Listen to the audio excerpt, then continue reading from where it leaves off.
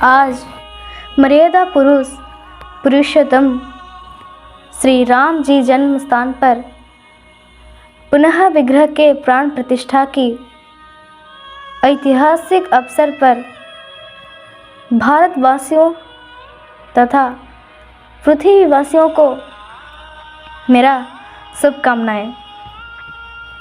मैं शर्मिष्ठा सुप्राज भूया, मैं उड़ीसा के रहने वाली हूँ, जो कि मेरा भाषा उड़िया है। लेकिन आज श्री राम कथा वाले वीडियो को मैं हिंदी भाषा में कर रही हूँ, ताकि हर भारतवासियों को मेरी बात समझ में आए। अगर बोलने में कोई गलती हो जाए तो माफ़ कर देना। मैंने कुछ दिन पहले धर्म और अधर्म को लेके एक वीडियो उड़िया भाषा में बनाई थी, जिसमें कोई सब्सक्राइबर की कमेंट में एक सवाल आया था कि what are you alone in the universe, अर्थात क्या आप इस ब्रह्मांड में अकेले हो। तो आज रामलला की प्राण प्रतिष्ठा के अवसर पर इस प्रश्न को लेके मेरे मन में एक विचार आया कि how do I present my self in other persons and objects. तो इस प्रश्न को लेके मेरी समझ में कोई किसी को दो तरीके से उत्तर दे सकता है, जैसे भौतिक तरीके से और आध्यात्मिक तरीके से। और प्रश्न का भी दो अर्थ से सामाजिक स्तर में प्रयोग किया जा सकता है, जैसे प्रथमतः अहंकार और क्रोध भावनाओं से कोई किसी से इस वाक्य को प्रयोग कर सकता है।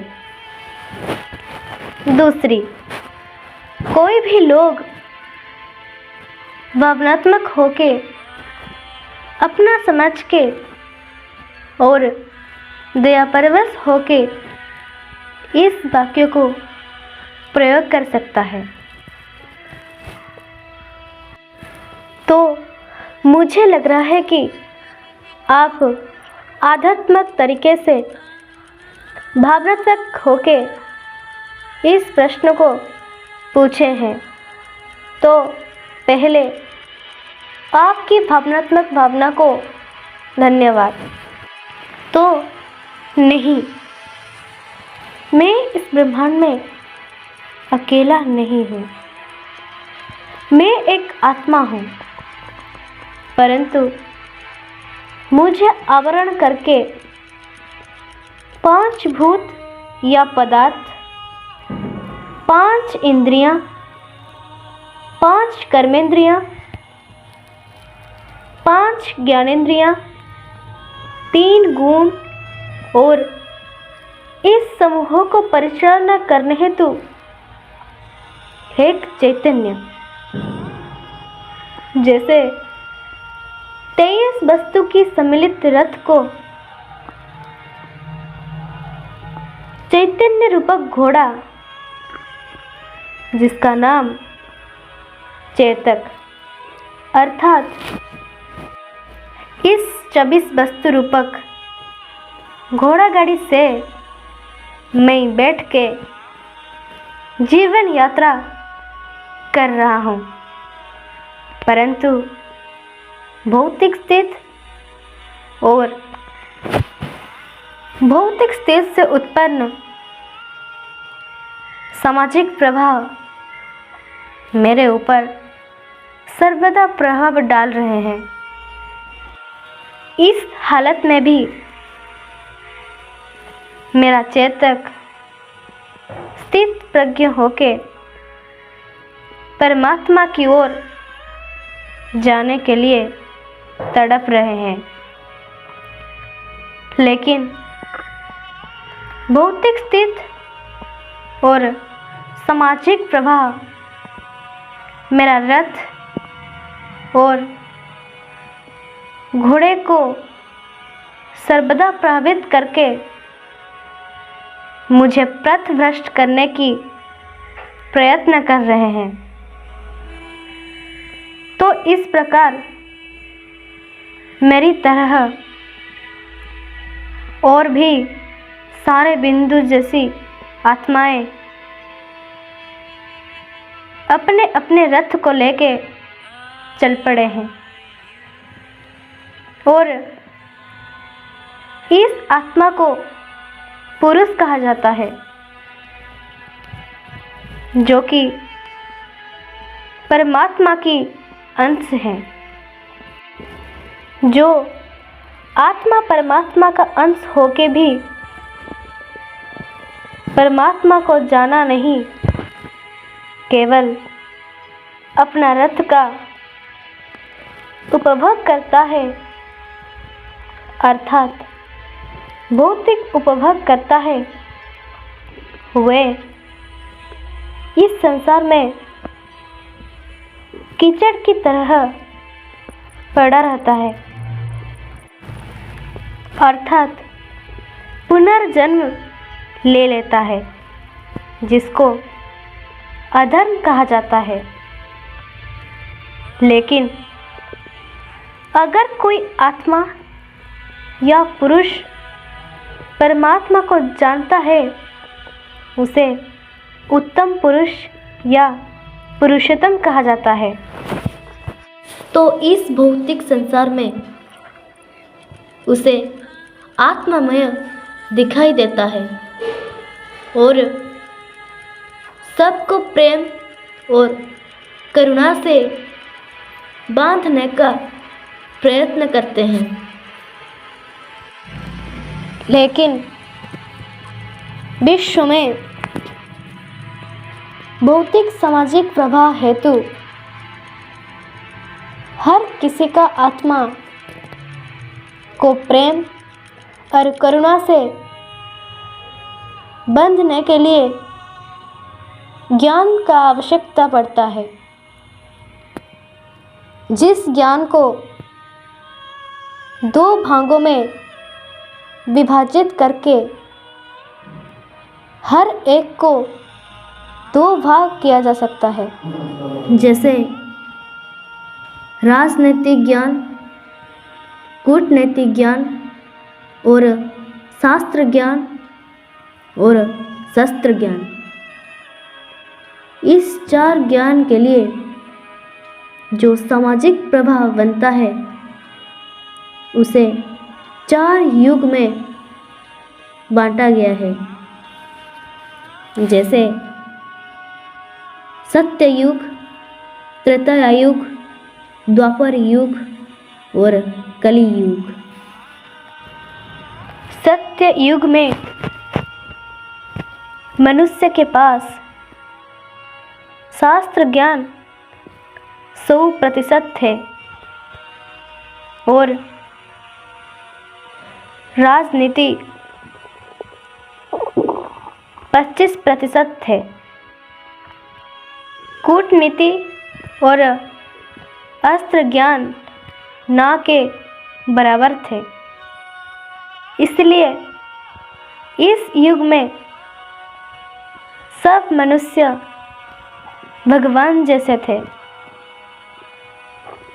जैसे जैसे तृतीय युग आ गया, मनुष्य के पास राजनीति 50%, कूटनीति 25%, शास्त्र ज्ञान 75% और अस्त्र ज्ञान 25% प्रयोग होता था।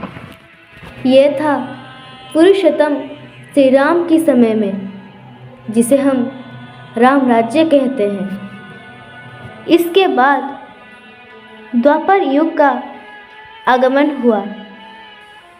उस समय मनुष्य के पास राजनीति 25%, कूटनीति 50%, शास्त्र ज्ञान 50% और शस्त्र ज्ञान 50% प्रयोग होता था, जिस काल में महाभारत युद्ध हुआ था।